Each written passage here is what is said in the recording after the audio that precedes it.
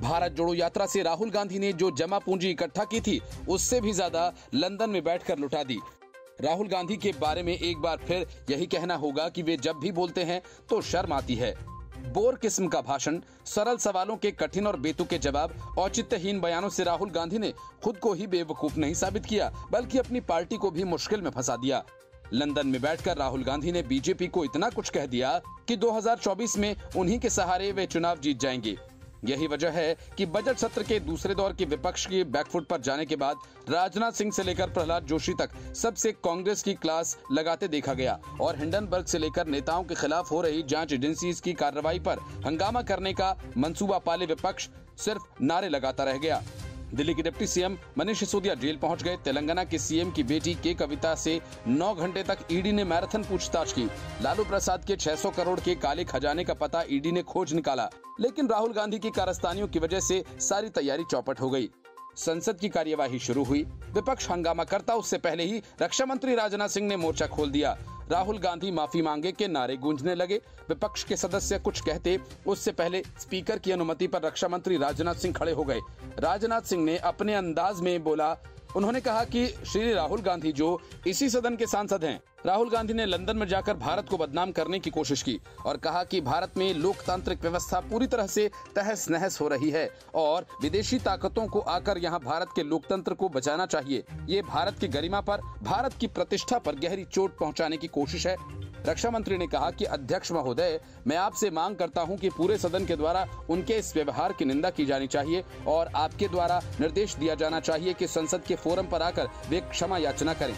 राजनाथ के बैठते ही सदन में हंगामा बढ़ गया। स्पीकर ने प्रश्नकाल शुरू किया, लेकिन सदन में अलग ही सीन बन गया। विपक्ष की रणनीति धरी रह गई।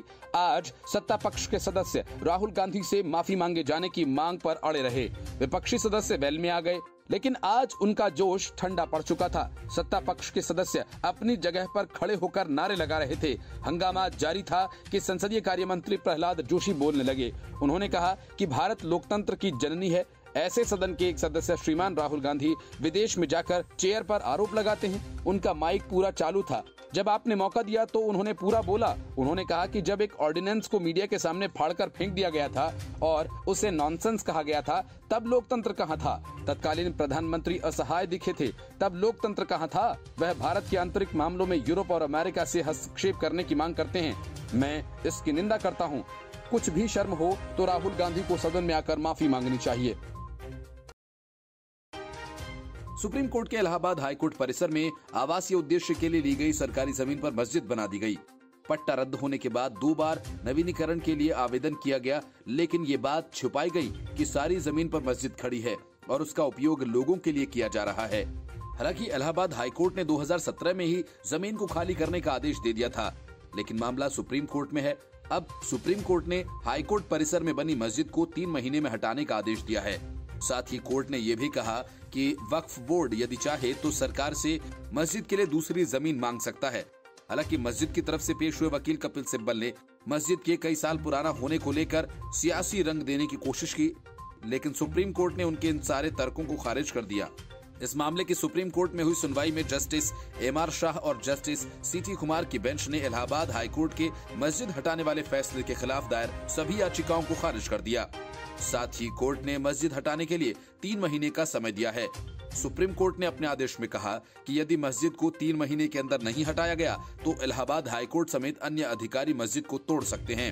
इसके अलावा सुप्रीम कोर्ट ने अपने आदेश में कहा कि याचिकाकर्ता चाहें तो मस्जिद बनाने के लिए राज्य सरकार से दूसरी जमीन मांग सकते हैं। मस्जिद हटाने का फैसला सुनते ही सुप्रीम कोर्ट ने यह भी कहा कि मस्जिद एक सरकारी पट्टे वाली जमीन पर बना है। इस लीज को साल 2002 में ही रद्द कर दिया गया था।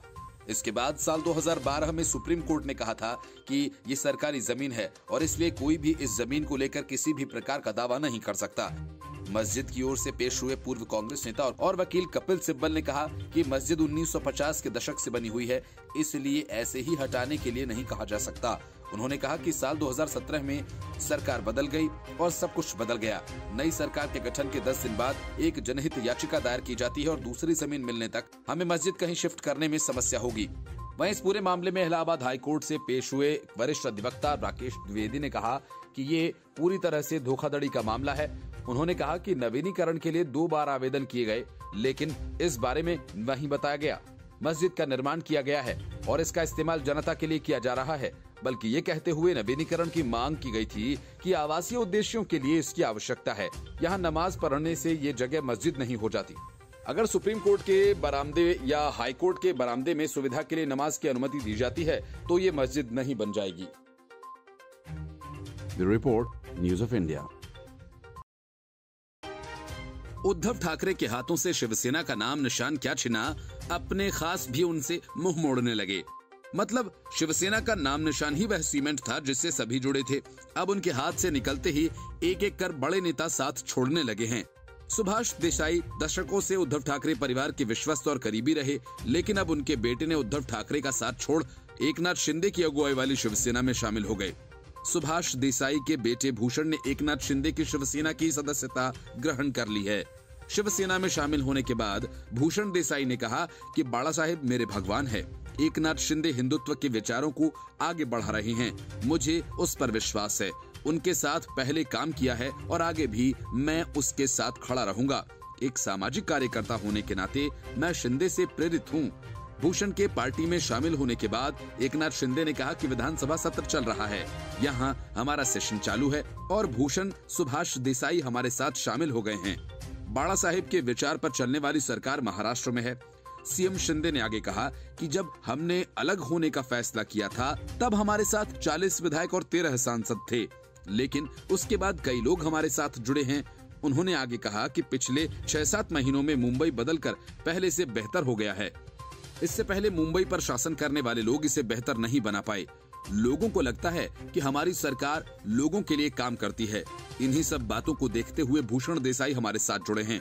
नागपुर विधानसभा सत्र में जमीन घोटाला मामले में सरकार ने जांच के आदेश भी दिए थे। हालांकि शिवसेना में शामिल होने के बाद उन्होंने कहा कि वह जांच एजेंसी के दबाव में शिवसेना में शामिल नहीं हुए हैं।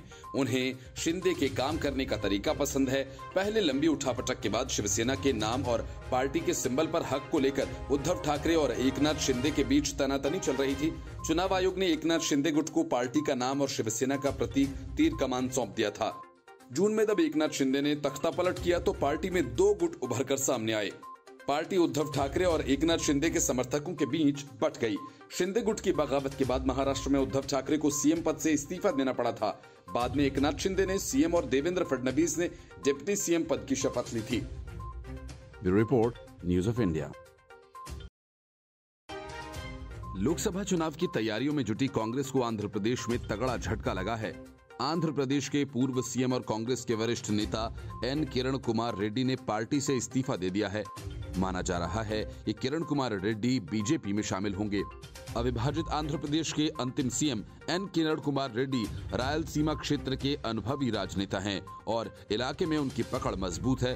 कांग्रेस अध्यक्ष को संबोधित उनके इस्तीफे पत्र में एक ही वाक्य शामिल था, कृपया इस पत्र को भारतीय राष्ट्रीय कांग्रेस की प्राथमिक सदस्यता से मेरे इस्तीफे के रूप में स्वीकार करें। आंध्र प्रदेश विधानसभा के पूर्व अध्यक्ष किरण कुमार रेड्डी ने 11 नवंबर को के रोसैया से राज्य के मुख्यमंत्री के रूप में पदभार संभाला था। जब तेलंगाना अलग राज्य का आंदोलन अपने चरम पर था, उन्होंने 10 मार्च 2014 को मुख्यमंत्री पद से इस्तीफा दे दिया। जब कांग्रेस ने राज्य को अविभाजित करने का फैसला किया, 2 दिन बाद उन्होंने अपनी पार्टी जय समिक आंध्र पार्टी बनाई और विधानसभा चुनाव लड़ा। हालांकि चुनाव में उनकी पार्टी के दयनीय प्रदर्शन के बाद वह 2018 तक राजनीति से हट गए, लेकिन बाद में वह कांग्रेस में फिर शामिल हो गए। लेकिन कांग्रेस में अपने दूसरे कार्यकाल के दौरान वह निष्क्रिय रहे। किरण कुमार रेड्डी ने साल 1989 में अपने राजनीतिक करियर की शुरुआत की और वायलपाडू से कांग्रेस के टिकट पर जीत हासिल की। उन्होंने 1999 और 2004 में एक ही निर्वाचन क्षेत्र से और बाद में 2009 में पिलेरू विधानसभा क्षेत्र से चुनाव जीता। फिर साल 2009 में तत्कालीन मुख्यमंत्री वाईएस राजशेखर रेड्डी की दुखद मौत से पैदा हुए नाटकीय राजनीतिक घटनाक्रम के बाद किरण कुमार ने 2010 में अविभाजित आंध्र प्रदेश की बागडोर संभाली। रेड्डी 11 नवंबर 2010 को आंध्र प्रदेश के सीएम बने थे। हालांकि तत्कालीन यूपीए सरकार के द्वारा किए गए संयुक्त आंध्र प्रदेश के बंटवारे के बाद रेड्डी ने 10 मार्च 2014 को सीएम पद से इस्तीफा दे दिया। इसके साथ ही उन्होंने केंद्र सरकार के इस फैसले का पुरजोर विरोध भी किया था और मनमोहन सरकार के विधेयक के विरोध में राज्य की विधानसभा में एक प्रस्ताव भी पारित किया था। Bureau report, news of India.